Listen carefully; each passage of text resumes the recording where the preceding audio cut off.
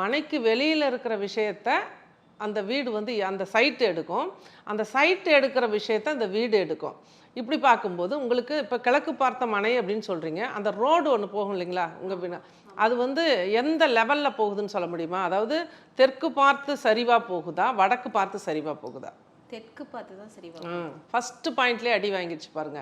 ஒரு மனை சிறப்பாக கிழக்கு பார்த்த மனை நம்ம வாங்கினா கூட அந்த சரிவு அப்படிங்கிறது தெற்கு பார்த்து போச்சு அப்படின்னா அப்போ தென்கிழக்கு பள்ளம், வடகிழக்கு உயரம் அப்படிங்கிற கான்செப்ட் அழகாக வந்துடும். அங்கேயே அந்த மனைக்கு உண்டான சத்துக்கள் கிடைக்கல, அங்கேயே பிளாக்கு. செகண்டு அடுத்தது உங்கள் வீடு மட்டும் இல்லை, எந்த வீடாக இருந்தாலும் கிழக்கில் வந்து கிழக்கு பார்த்த வீடு மனையாக இருந்தால் கிழக்கில் அதிக காலி இடம் விடுவாங்க. அப்போ வடக்கை விட கிழக்கு காலி இடம் அதிகமாக இருக்கும்போது அங்கே பொருளாதார பிரச்சனைகள் அப்படிங்கிறது நிச்சயமாக வந்துடும். டிரான்சாக்ஷன் பிரச்சனை வந்துடும்.